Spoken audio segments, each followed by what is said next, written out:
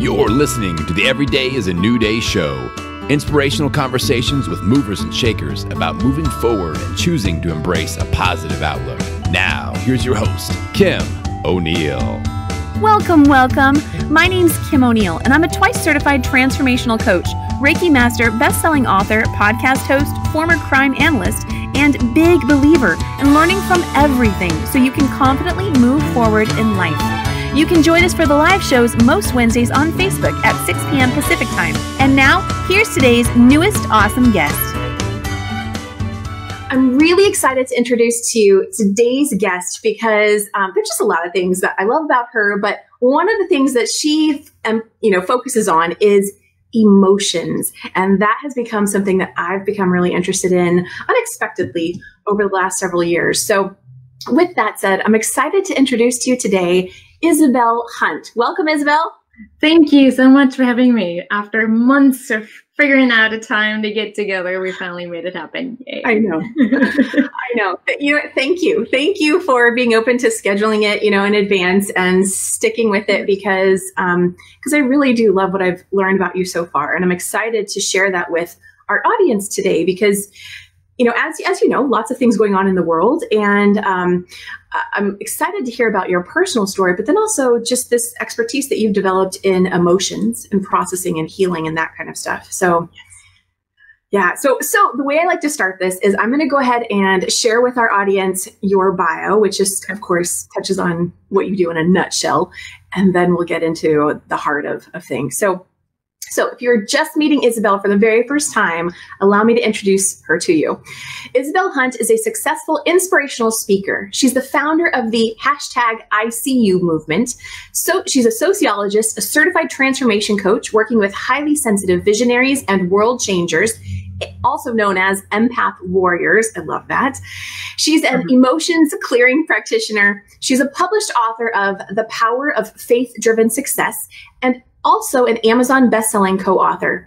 Her expertise revolves around navigating your emotional world, the power of intuition, and the importance of trust and perseverance in today's society. And she's been featured on close to 100 TV, well-known radio and podcast shows, in addition to the Every Day is a New Day show. So that is Isabel in a nutshell. And Isabel, I think I actually just want to jump right into the emotions thing since we've already started to touch on that.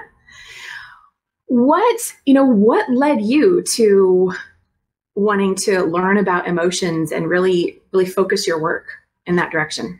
Good point. Before we start, if anyone hears any rumbling, because it sounds like we're really getting a storm in, it's a lot of wind suddenly. So I hope I will stay on. Nothing is going to happen because we do need the rain in the Midwest. At least we do. In Indianapolis because we haven't had any, so we have to let it rain.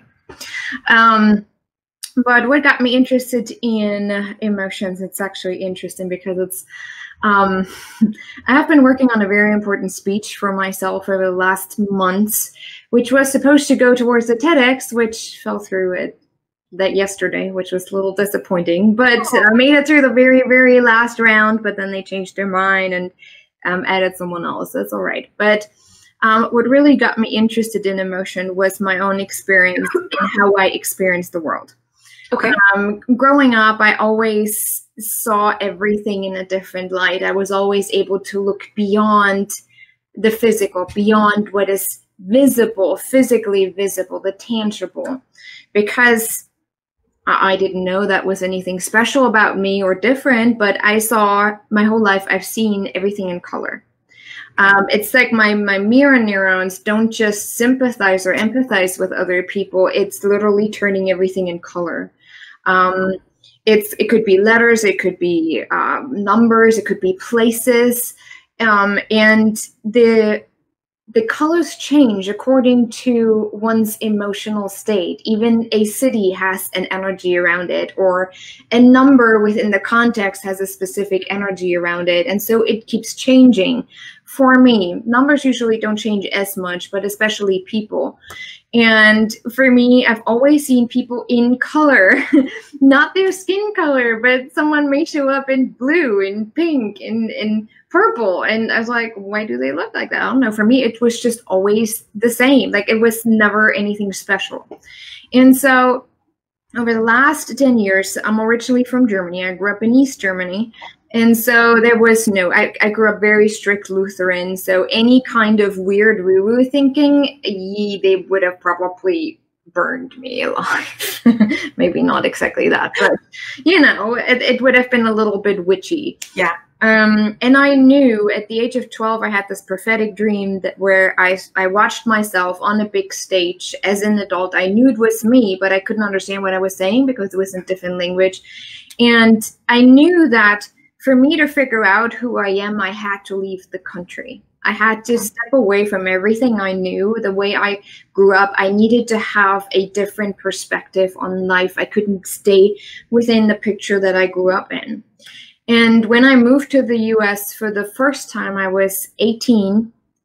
I just had to check it out. I was like, okay, why am I supposed to go there? I don't want to move there. It's just, no, it's not for me. I didn't even like speaking English. And so I came, and when I came here, I was in, the first time I came, I lived in DC. I worked for a family as an au pair. I just felt really like I've been here before. I jokingly said to my parents, "Are you sure you didn't adopt me?" I'm like, funny. I'm like, okay, I look like you. It's obvious I'm not, but it was just like I was meant to be here. I've been here before. It just all felt so natural. I picked up English very quickly, almost without any accent. If I do have one right now, it's because it's getting late. When I start to get a little drowsy, that's when the German comes through a little. But I just knew that this is where I was supposed to be. And then I had to go back to Germany because visas didn't work out and I didn't really know how to do things really. I went back and I got my degree in sociology, psychology, which I was always interested in. My dad was a social worker and he used to work with youth, and now he does similar work I do. So I've always had that interest. I read psychology books at the age of 13. I contacted universities. Can you just give me a little bit of your books, like just to check it out? And they did. So I'm like, okay. Wow. It was pretty cool. Yeah. But during that time I had a lot of ups and downs, very emotional ups and downs, because there was a lot of change and then it didn't align with my dream. And I was very set on how this was supposed to go, just very attached to it. So I had a lot of anxiety and depressive phases. I don't know if I want to call it depression. It felt like that in the moment, but it just a phase for me while I was figuring out what's going on. Because when your whole nervous system is overstimulated, that is what happens. Your body breaks down and says, whoop, we need a break. We're not doing anything. We're shutting down. That's what depression is about. We're shutting down. You go inward. If you don't do it, it just gets worse. And usually we don't know that, so it just gets worse, right? Right. Or it just sustains. But at some point I was able to come back. I'll make it short because it's actually a long story. I came back. I used to live in New York, then San Francisco, and then I came to Indianapolis, where I'm still at after over 10 years. Got stuck in the Midwest. That was my goal or my dream, but it happened. That's funny the way you acknowledge it. That's okay. I think I needed it because Midwest is very conservative and very sheltered almost. It's like their own little walls around them. And when you bring in a different perspective, you pretty much talk against the wall. It's like, how dare you? So I had to have this experience. But what really was the turning point for me is I got married. Again, lots of ups and downs. I almost got deported, had to go to Canada, blah, blah, blah. If anyone wants to hear my whole story about that, there are lots of other interviews with the exact details, but it's not quite relevant for your question. After I got married, I did a job and it was just really overwhelming. I like to interact with the people, but always on the phone. Like I did an administrative assistant job and it's just like too much. I knew I was meant to do something different and more, something with my degree. And my husband said, well, you need to just stop your job. Then we're fine financially. You don't need that, and figure it out. And he was always been one of my biggest supporters in everything I do pretty much. unless it's stupid, then he tells me. But then a friend of a friend invited me to come to a coaching training, which was an ontological coaching training. Okay. And so it was more spiritually aligned. And while I was going through this, I hated them. I hated my mentors. I hate my coaches. No, I love them, but it was really rough. It was rough because I had to re-identify with who I am. I had to figure out what defines me besides my culture, besides my country, besides my education. And that was really hard. And that's why I said I would have not been able to do this work in Germany. I needed the challenge to be taken outside of what I knew to recreate myself. Yeah. And during that time, I also heard that term empath. And so I started to learn more about, like, wait, seeing the color is actually something supernatural. Now, when I talk, especially when I do TEDx speeches, when I create those, I call it synesthesia, which is more of the medical term, where your mirror neurons it's like people who hear music or people smell music. It's kind of odd, like your senses are just switched. And so for me, it's just all color, right? And I was like, oh, that's weird, but how am I supposed to use that? Like, what am I supposed to do with that? And during that time, and the deeper I went, the more intuitive I became, the more I realized the gift that I had and how I was perceived by other people and how I was able to literally see through people, which freaked people out as well, because it's like, don't look at me. It's creepy. You see through me. I'm like, I don't. Like, no, you know things about me that I wouldn't quite share with just anyone. So for me, there's not really any secrets with people. I'm not going to get into someone's head, or I'm not going to totally tune in because that's ethically not okay. I only do that if there's permission. But when I see colors, it's like just a different kind of item, clothing item. Like, I see your color, like that's what you show up as. For you, by the way, it's magenta. How do you say it? Magenta, okay. I don't know the exact meaning for that. I would have to look it up because I try not to memorize it, because then I become prejudiced. Oh yeah, you should see this, or you should have this color around you. I'll let you know. Thank you for sharing that, by the way. I absolutely love this, and I just want to say that I can identify. I don't know if we've had the same experiences, but I'm like, oh, she's sharing something with me that I want to learn even more about myself. So I can, so thank you for, I love that. So going through this whole journey of identifying as an empath and what that means for me and how that fits in with all the spiritual, like I got very deeply spiritual involved, not religion, just really spiritually involved. And in the way I experienced the world, and how suddenly everything became one. Like literally when I meditate, everything just dissolves into one energy field. It's just an incredible experience to have. But through that, I was like, okay, why do colors change around people, even if it's the same person? Like, that doesn't make sense to me. And so I studied the psychology of color, the meaning behind color. I studied everything. I mean, psychology was already something that I studied in college, that I had my degree in. More so sociology, but it all just mixes up at some point, right?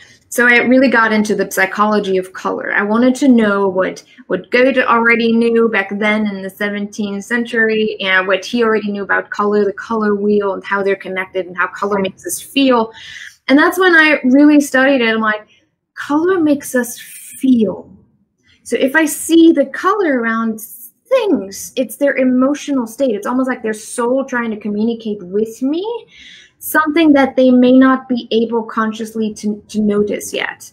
Or maybe it is a confirmation. It's not like telling you the future, this is what is going to happen to you. It's really in the moment where your soul is like, emotionally, this is where you're at. I'm communicating. Our soul is communicating with us through our emotions. Our emotions are the warriors, the gateway to our soul, right? It's like, now I'm missing the word. I'm missing the word. Intelligence? No, it's like, it just, I'm very visual, so I'm telling you pictures. So if you just want to envision it, your emotions are pretty much the guardian of your soul. Okay. Like, it's like they're standing in front of the door to your soul and they're telling you what your soul is trying to communicate with you. Are you out of alignment? Are you not out of alignment? Are you actually really going the right direction? Do you have to deal with certain issues right now? Is there something that needs to be healed? It's a very clear message. Most of us just look at the physical, the biological when it comes to emotions. So what I learned is that my gift of seeing color is related to emotions, to how we experience life. And I can see it in a collective. I can take a look at a country and see a specific color and how it's moving. I can see it on a global level, and then I can see it on an individual level. And that is why it makes me a visionary. I'm not very good with super detailed things. Like in business, that is my biggest struggle, the detailed stuff. Okay.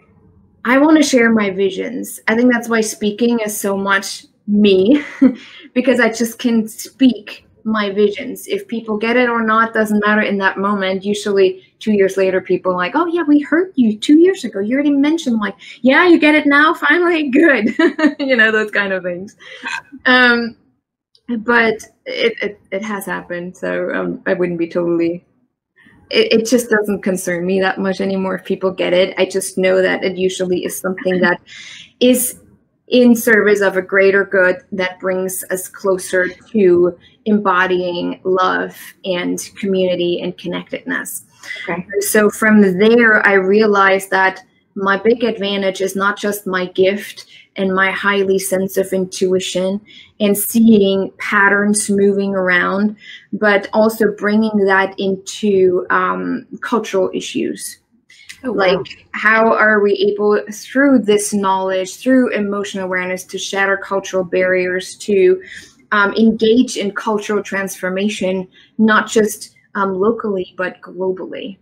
And with that awareness, it's not just being aware of what you feel in the moment. It's also emotional awareness, from my perspective, is also about what stigmas do I go after, what labels.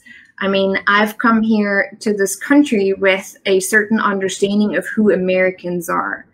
And I remember I was at an event in Orlando and I was talking about that. When I first came to the US, I didn't feel safe.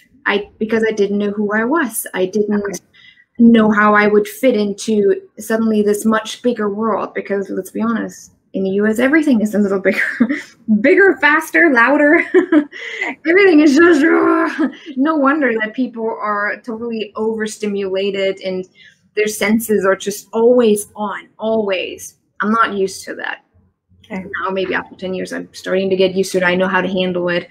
But I would always say things like, when we have conversations with friends and they say, like, oh yeah, in America we do them, like, oh, you Americans, like in Germany we do it this way, and obviously it seems to work better, so why are you not doing it the way we do it? Or in Europe we do it this way. So I kind of downplayed their experience of life. I kind of diminished their experience of life, not doing it consciously, or actually I was aware of it because the way I spoke, but I didn't do it on purpose. Like, it was literally, I had this in mind, this list, and that what I went through with every conversation.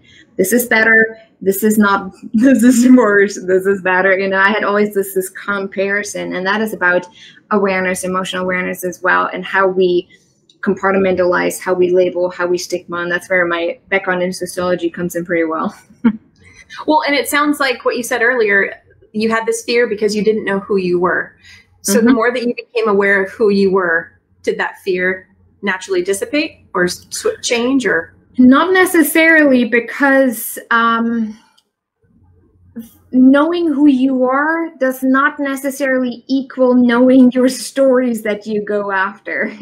Like, you have people who say, well, that's just me. That's authentically me. If I cuss the whole time, that's just me. If I say certain things that might be hurtful to someone, well, if you don't want to hear it, then just don't listen to it, or just keep scrolling. So I think nowadays, especially with the coaching world so expanding, we have to be very careful not to just say, oh, I have figured out who I am, and we can still act asshole-ish. That's not a word, but we get it. It's kind of like the German English version of it. We still anything that is not based on love and compassion is not part of who you are, because the deepest core of who you are is solely based on love.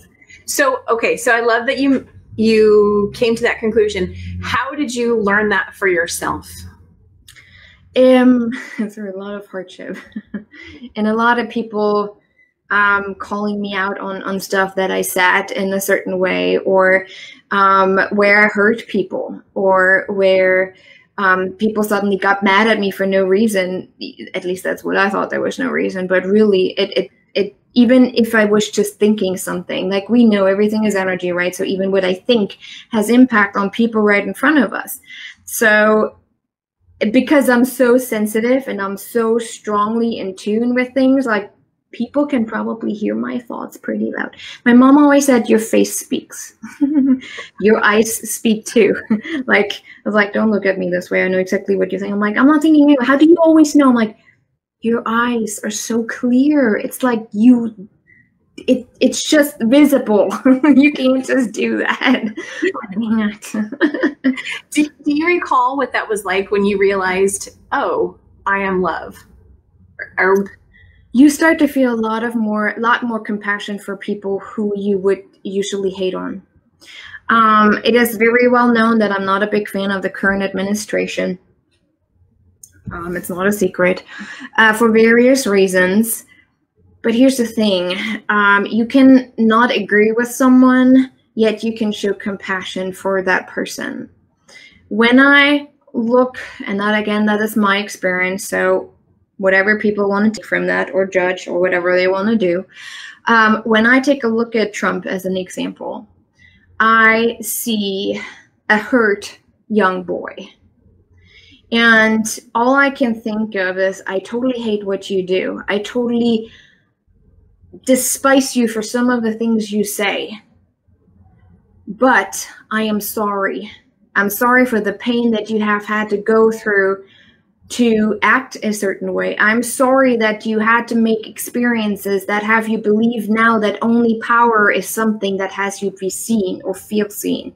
I am sorry that you have never experienced the love that maybe a child should have experienced that has you react a certain way to certain people. I am sorry for for anything that has happened to you that you feel the need to prove yourself in a certain way.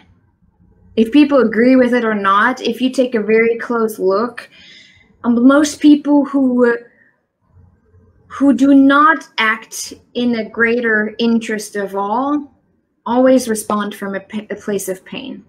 And that's where I can say, I see you, I can feel compassion for you. That doesn't mean I have to agree with you. That doesn't mean that I can't hold you accountable to certain things that are obvious, like environment. People who know me know that I'm very strongly passionate about environment, but also health. I can say that, but I can still see you. Yeah. So tell me more about your personal journey, about how you were able to see all these colors, and then it led you to psychology, and then learning that, oh my goodness, these colors are actually, they're a thing, they're a spiritual, metaphysical thing, and linked to emotions. When you started learning more and more about all this, was there some, like, what's just coming up naturally for me, and so tell me if this is not how it played out for you, but is that I'm thinking that there must have been some sort of healing that would have taken place within you once you realized, oh my gosh, these experiences have all been linked, and kind of what's coming up for you as I say that? Well, once I realized, I think through the coaching training, I had experienced a lot of healing already, because that was rough. That was a whole year of roughness. I literally, you have a love-hate relationship to the people who teach you. It's not just teaching you how to coach. It's literally going through everything that literally your clients go through.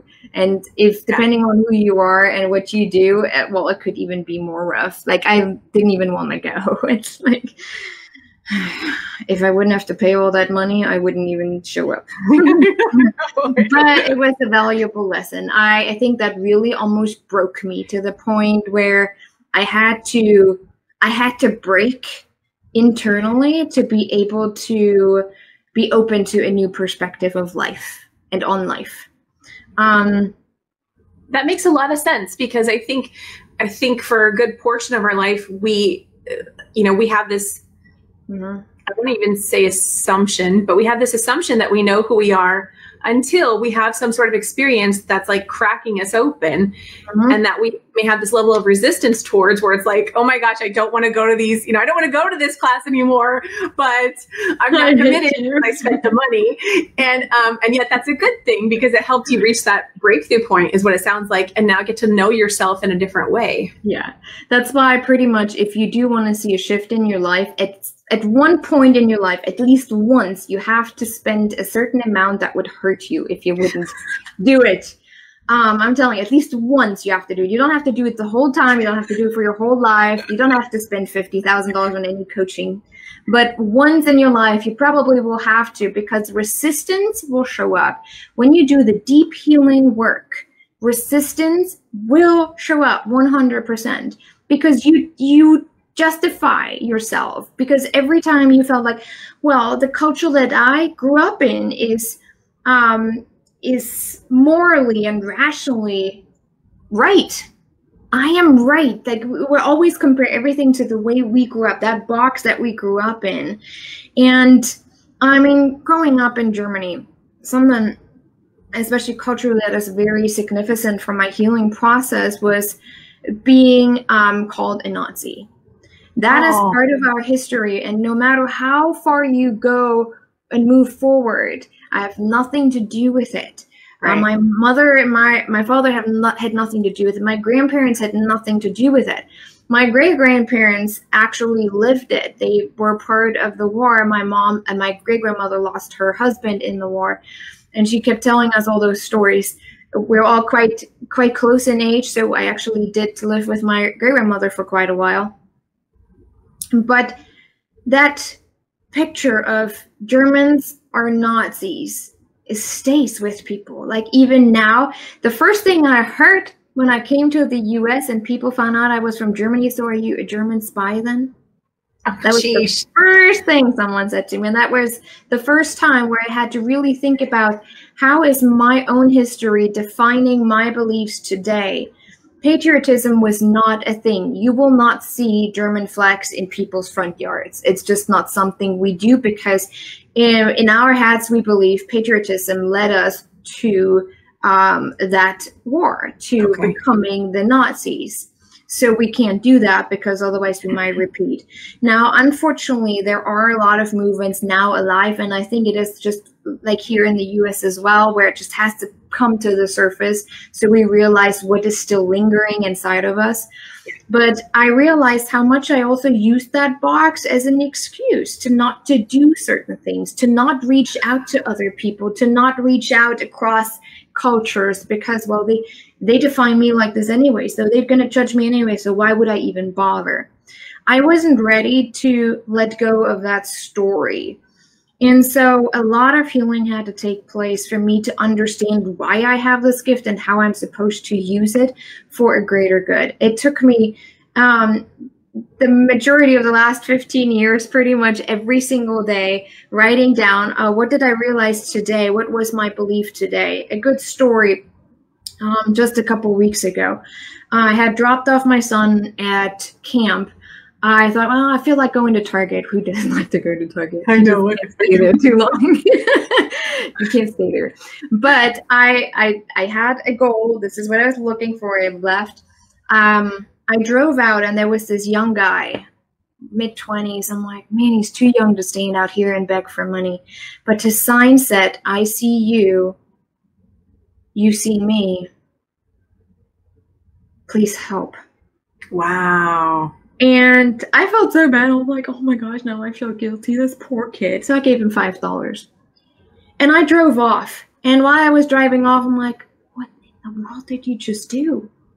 From your privileged thinking, you already had the assumption that he needed money. Did you even ask him what he needs for help? What kind of help does he need? He didn't say, give me money. He said, I see you. You see me. Please help me. All I want to do is being seen. I started crying in the car. I went home. I was like, I need to go back. I made him some lunch. I went back and I looked at him and I said, thank you for helping me see. And he looks at me totally like, you were the one who gave me $5. Do you want to have your money back? I'm like, no, I don't want my money back. But I had to realize something, that I just assumed that you needed money. And not once did I think about asking you what you need. He felt so, you could see how his head went down. And I'm like, what made you come back? I'm like, because my work is around all of that you said. I see you, you see me. And I realized that the stigma, the prejudice, the label that I put on him as being homeless, of course you need money, right? Whatever you do with it. It's uncomfortable to even have a conversation with you. Right. But I went back and I said, what do you need help with? I'm really asking you, not just money-wise, but what do you need help with? How can I help you? And so he told me a story that he was adopted from Ukraine. There we go. Shattering cultural barriers, right? And I told him, hey, I'm from Germany originally, so I can relate to being in the country. And he was a teenager when he was adopted. He was in an orphanage. His parents were drug addicts. And he told me his whole story and what he's gone through, and that he just he's never been taught how to handle money. He's never been taught how to reach out for resources, what resources he even needs. He just didn't even know any of that.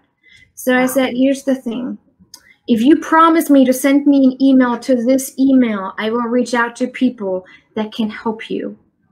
So he did, and he was serious. He sent me a message back and he's like, hey, this is my email. Please help me. And only because he had the sign, I see you, you see me, and I have this hashtag I see you movement. I'm like, I can't just let this sit and let this go. But those are all, like, those awarenesses, that is what we have to deal with to break those cultural barriers. And like I said, seeing colors just helped me to come to that conclusion that there's more to a person than just the obvious, the hair color, the skin color, the education, where you grew up, your parents. There's just more to it. Your soul is actually speaking. And I realized when I gave him the money, I connected with him from the head, from the logical side of it. Of course you need money. You're homeless, right? But looking at him from the color perspective, I realized I connected to him from soul to soul. I realized he was actually part of me and I was part of him. And for some reason, he had to teach me something. And I was able to help him. He is now in a housing where they help him figure things out. He's only in his early 20s. And he just felt really lost because his adoptive parents thought they would help him, adopting him from an orphanage at the age of 11 or 12, but didn't understand that putting him suddenly in a new culture that he wasn't familiar with actually can create more trauma, no matter if the situation itself is better. Wow. And this is something, again, that we have to become aware of. We're right now in the process of adopting. It's something I have to be aware of. Just because we're adopting a child doesn't mean that they have to feel better now because we help them, we save them. Even if they're an infant, even if they're newborn, there's a story, an energetic story attached to the person that we take them away from. Growing inside of another woman, there is history that energetically attaches to it and that we have to be aware of when we interact culturally. At the same time, while I was holding on to my history and to my story, even though I was not even involved in it, I also realized that I had a story against people from Russia, Poland, because I grew up in under communist government, wow. East Germany, right? So I was mad at them for even coming over and putting that on us and taking the chance away from us to live like West Germany, because they had it all great, because Americans saved them. We didn't get saved. We had the crap going on. My dad couldn't get his degree until the wall came down. So I realized the anger that I had towards those cultures, because some of them still have communist government. And I held on to that. Because of you, I'm here. Where the person in front of me was my age. It had nothing to do with that. Right. So I had to let go. I'm like, I can't be the victim. I I cannot blame you for what happens to me now, or what has happened to me in the past, or what has happened to generations before me. And that's how we can shatter emotionally cultural barriers, if we can be honest with ourselves. Am I just using my story to justify, to revenge, to look for revenge? You have treated my people like this for so long, now I want revenge. Right. What do we really want to accomplish, you know? So what I love about this is it's really undoing those labels that we automatically, unconsciously slap on to pretty much everything. And instead, it's taking those away and getting to the core of, well, what is this really about? Who is this person? Who am I? And allowing yourself to, again, not operate from here, but operate from the heart and really connect on that soul, heart level. Something that just came to mind, I think often we try to figure out who we are, when in reality, or when actually deep at the core, all there is for us to acknowledge is that we are love, that we are light. And so it's actually more about figuring out, how can I get closer to being love, to being light, and what is in the way of getting there? I think we get so hung up with, who am I? What am I supposed to do? Well, actually, all you're supposed to do is, through whatever you are physically and tangibly going to do, it will reveal some stories to you. It will reveal the areas that need to be healed to you. And all of that is part of just becoming more who we are, knowing already that we are love and light. So I think so many people are just so hung up with, what am I supposed to do? Who am I? Well, there's for you to know is that you are love, because God within, the divine within, we're all part. Like when we would take, if we were to take the physical away of us, all there's left is the soul. And when there is no boundaries, if there's no limitation, the souls just come together and create something bigger. It's like when you pour water into water, it's just become more water. It just becomes one. And that's the same with soul. So we become one if the physical wouldn't be here. All of that is separating us from that is our beliefs, our labels, our stigmas that has always made us believe that we are separated from the divine, separated from each other.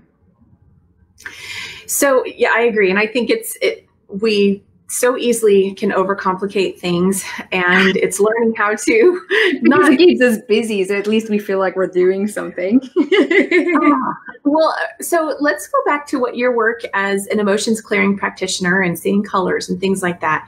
When you are able to see a color on someone, and I know you said it evolves and stuff like that, what happens next? How does that lead into more information and how you're able to assist your clients? Usually what comes out, well, for one, clients just can rarely actually lie to me or try to manipulate me or that's another thing. The more awareness you have, the less you're able to be manipulated. People just can't manipulate you just like that because you're so aware of what's triggering and what's happening. So what helps me is just literally saying, hey, this is the message that your soul seems to be communicating or trying to communicate with you right now. And then we can go deeper into what's behind that story. What is the lesson within what I just showed to you? What is that next step for you? What area does it relate to that needs healing? So we can get really, really deep. It's very powerful. A lot of times people are very resistant to it. It's like, I don't want you to see me that deep. And there's no judgment because I've gone through it. And I still, like every single day, if I wouldn't still go through it, I would disappear because then I really would be energy of love. Right. Right. I wouldn't be here. So there's no judgment. It's just part of what you're called to do here so that we can heal the collective, not just the individual focus on that. So there's nothing bad or good about it. It's just what it is, right? It's what we need to take a look at right now so that we can come closer to an understanding of unity and community. And so that helps me really just to see, okay, like I also often when I do like intuitive color readings in my group, I create like specific prayers for them for that lesson that seems to be involved in that color right now. I also have been working with kids lately. It's so fun when the parents call and I'm like, they want another session. Do you have some time? Like, Mommy, when can I have another session with Isabel? I want to talk to Isabel. I don't know. I have this gift that people trust me very quickly, and especially children. They don't question what I tell them. They just want me to explain it to them so that they can understand it, and then it resonates with them. My 5-year-old helps me with that, to bring it down into simple language. But yeah, it has helped me really just to see the changes too, because every time I have another conversation, another call with them, I might see a different color or something else like that needs to happen before they can move on, or something that needs to be released. So for an adult, would they come to you if they're currently dealing with something that's maybe some form of emotional trauma and they want to heal and release it? Or would they come to you, like, what's the situation that they usually It's different. It's actually very different. Some people really just come to me because, hey, I'm really, like, I can't seem to get rid of those depression and anxiety experience. Okay. Like, I know there's some trauma because I had been abused as a child, or certain things happened to me that I know need healing.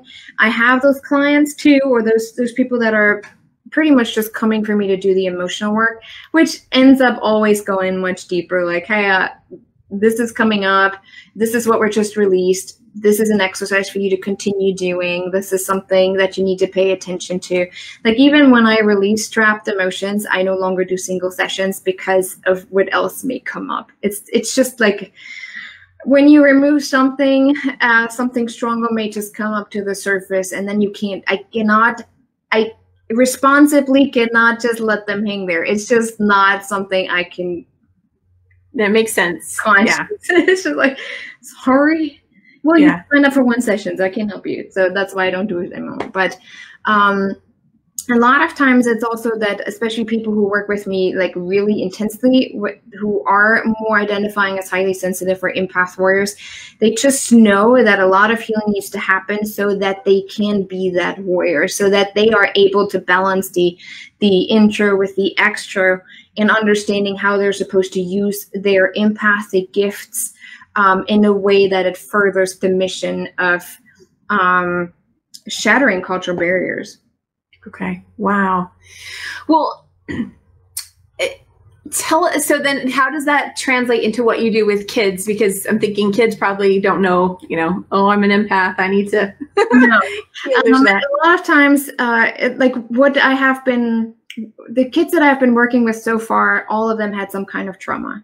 Oh, okay. Either one of them, her birth mother was a meth addict, so she had a lot of issues psychologically with bipolar depression. Okay. We didn't work too much more with each other. I don't know what happened there. But and another child, she's on the spectrum, so she always gets really overwhelmed, especially when school starts, because she feels like this. She just feels so immensely, or most of them just feel so strongly with the children that they are with, that they take it on. And that causes them to withdraw, not to make eye contact, to get anger tantrums, just similar or typical symptoms you see with people on this, or with children on, on the spectrum. And so I help them release some of those emotions that cause those symptoms. And then usually they're more calm, they are more present. I share prayers with them. Oftentimes I just talk to the parents as well, like, hey, this is what's coming up. Maybe we create this prayer. Can you pray that with them every night? Like, that they don't have to take on other people's stuff to save them. Because children who are autistic, for example, are very intuitive. It's very strongly intuitive. It's an incredible gift that is covered under the label of you're sick, there's something wrong with you. And when you're that sensitive and you're just so focused on that, you can't focus outward. It's just very hard to get out of your own world because of that overstimulation. So just helping them to say, hey, you're okay. You actually just have a really beautiful gift, and you're showing people how to feel instead of how to react. Children like that, especially who are not high functional, they teach you a different way of communicating. like how I see color. Mm-hmm. You have to start listening. You have to start feeling them. You have to start watching, observing. Most of us don't. And then it's not normal. They literally just teach us to go back to basics. Like, I want you to see me even if I cannot react to you. I want you to see my soul even if you can't talk to me with words. It's like breaking the barrier of language. Yes, I totally relate to that. I used to work with a girl who had congenital muscular dystrophy, and it affected the part of her brain that controlled her speech. So she couldn't really speak, and I had to completely learn how to slow down and learn how to speak her language, which was all pretty much through our just intuitive abilities and connecting on that level. And so I totally get it. What would you say, how does learning how to, understand your emotions and understand who you are, anybody, on a deeper level beyond the labels, how would you say a deeper understanding of those things helps someone to move forward in life? Well, you don't give a fuck anymore about what other people say. It's like, you don't really care. It's like, well, the thing is, the more aware you are, the more confident you are. There's nothing people can bring to your awareness that you may not already know. Like, okay, last night or yesterday, when I got the email like, hey, we did not choose you to speak at our TEDx event, I was so certain that I would be on it because it was the perfect topic. I had an amazing conversation with them. I had it all, even this whole talk came to me again. Like, most of the time when something is supposed to work out, they just come. It's just downloads, right? And I wanted to share a story that I have never shared ever before again, because it's very personal and it's very embarrassing too. But it was about race and my label around race. And I was really disappointed. I was really angry. I was like, why? I really thought I had it. And I could have gotten myself into the whole thing, okay, there's no sense in continuing this work. Like, doesn't make any sense. I did say that, actually. But I also realized after like 10 minutes, like, okay, what am I feeling? Why am I so disappointed? Because I was attached to what happened. So I envisioned detaching myself and still having my great speech. But that awareness has helped me to do this interview with you today, because I could have easily said, I'm not in the mood because I fucking hate what I do. Like, I don't want to do any of this anymore because nobody wants to hear what I have to say anyway. So why? I could have easily done that. But because I had this awareness, I sat down, I cried for a while. I listened to some music. I locked myself in my office, told my husband, leave me alone. I need to grieve that. And I woke up next morning and I was like, okay, today I'm going to do something totally different. And did it bring you back to an awareness of who you are and why you do what you do? Yeah. Yeah. Every time, because with that kind of awareness, it's really hard to sabotage yourself on a constant basis. Like, you look at yourself, it's like you become two people and you look and you just laugh. I'm like, oh, Isabel, you're really trying to sabotage yourself? Well, nice try. It's really cute. Man, you can do that for a while, but we see what you're doing. That's kind of how it works in my head. It's like, yeah, so just let me sabotage myself right now. It just feels good, whatever. I have those conversations. It's also that understanding that it's okay if you feel sad about something, and you realize, oh, okay, maybe I had an attachment to this outcome, but it's okay. I can grieve that, and we know that the truth goes beyond this one situation that had me feeling sad. Yeah, yeah, totally. With everything, like, if I would have not had this awareness with the guy, with the 20-year-old, I would have felt guilty, but I would have carried that guilt with me and would have just gone home like, oh, whatever, I can change the situation anyways. But because I have this very strong and deep awareness at this point in my life, I knew exactly what I had to do. Nice. It took you beyond obvious. Yeah. And you're more willing to take the actions because when you have this awareness, you trust more. You trust more in a divine guidance. It's like, in my head, I wasn't like, okay, I really don't have the time to go back. I need to get this done. I need to get that done. And then I need to pick up my son again. And I need like all those things in my head. But because I have this awareness, I knew some voice was telling me, like, go back, talk to him. I love what you teach. Yeah. And that's being very responsible, not only to, you know, any sense of responsibility to him, but all about being responsible and an alignment with yourself. Yeah. I love that. It's so thank you so much for talking about this today, because I think that this is so key and beneficial for every single living person to be able to have this deeper awareness of their emotions and to what degree are they, you know, directing their life in a certain direction or not. And it's not about anybody else necessarily outside of them understanding what's going on, but rather us going within and understanding what's taking place within us. And then how are we using that outwardly in the world? Yeah. So are there any, as we come to the end of this interview, are there any final words you'd like to leave today's audience with? Any final words? Usually I have some. For some reason I can't think of anything today. Any final words is that even if, and I just had this conversation with a client today, she will laugh if she will listen to it. Even if you have a dispute with someone, or if you really just don't like someone, you hate someone, the only thing that really can shift the collective energy, if we can show compassion, we don't even have to be friends with them or give them a hug, but just the thought of it can shift the whole collective. So holding on to some grudges or holding on to some hate towards someone or holding on to any kind of hurt is actually impacting not just you as an individual, but also the collective. And if we ever want to see a more positive shift, like what we see right now, where people say the shift of awakening, we will have to take that responsibility, even if we try to fight it. Like, but I want to hate them right now because I hate them. I just want to hate them, you know, those kind of conversations. If we just envision and let God do the work and say, okay, and divinely I'm sending love and light, and whatever they take, whatever not is not my responsibility, but I did my part.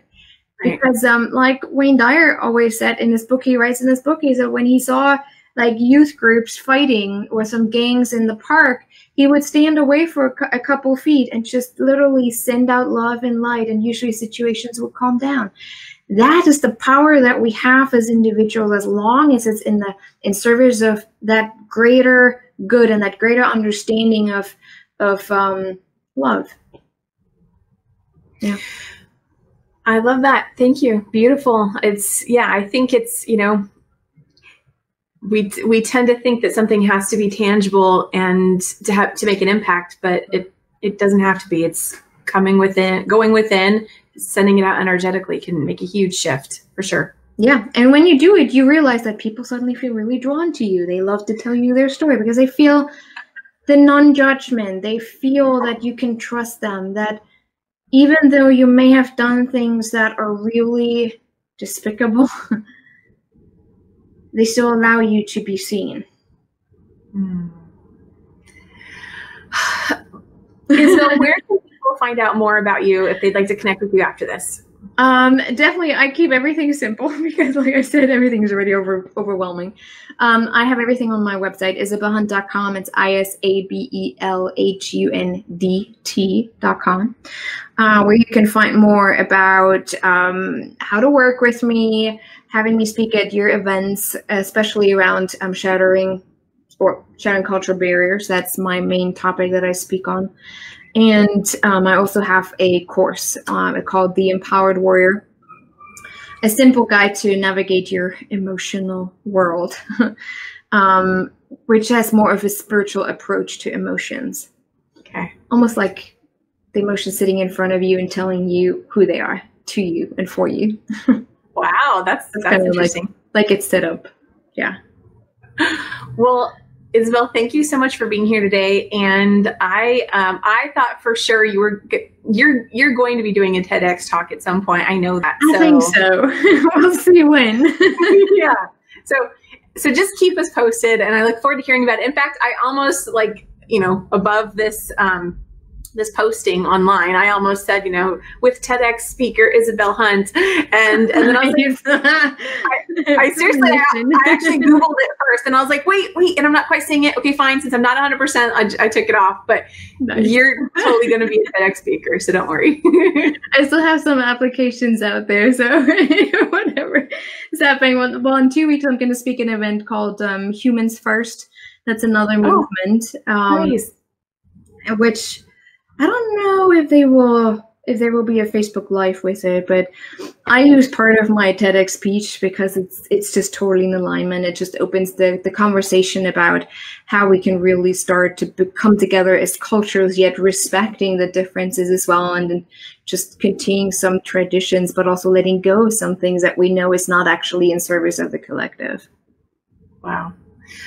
Wonderful. Well, I look forward to finding out when you have your TEDx talk. Me too. Me too.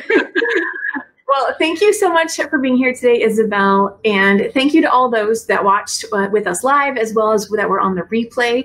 If you'd like to find out more about the Every Day is a New Day show, you can also check out previous episodes over on YouTube or iTunes, and let us know, what you're taking away, what episodes you are loving, and let us know in the replay here. If you're listening on the replay, go ahead and put a hashtag replay in and let us know what you are taking away. And if you'd like to find out more about Isabel, okay, you said isabelhunt.com, is that correct? Yes. Right. Yep. Okay. So if you want to find out more about Isabel, you can go to isabelhunt.com. And if you'd like to find out more about the coaching work that I do, you can also go to kimoneilcoaching.com. And regardless of whatever you choose to do next, remember that every day is truly a new day. Wherever you are today does not have to be where you are tomorrow. And a fantastic way to be able to move into that new space, that new day feeling is, experimenting, exploring what we were talking about today, and those emotions and those labels, and choosing to open up the door to see things differently in your life, and even as who you are, because you're so much more than whatever labels you may currently, have placed on yourself and have defined yourself. So with that, I hope you have a wonderful day. And again, going back with what Isabel was saying, have compassion even towards yourself, whatever you're going through right now. So that is our show for today. We'll see you next time. Bye for now. And that's today's show. So, what are you taking away? Let me know down in the comments wherever you listened or watched today's episode, and connect with me on Facebook on the Every Day is a New Day show and coaching page, or visit kimoneilcoaching.com for more info. Remember, every day is always a new day. Wherever you are today does not have to be where you are tomorrow. There is always hope, and you will always be amazing. I'll see you next time.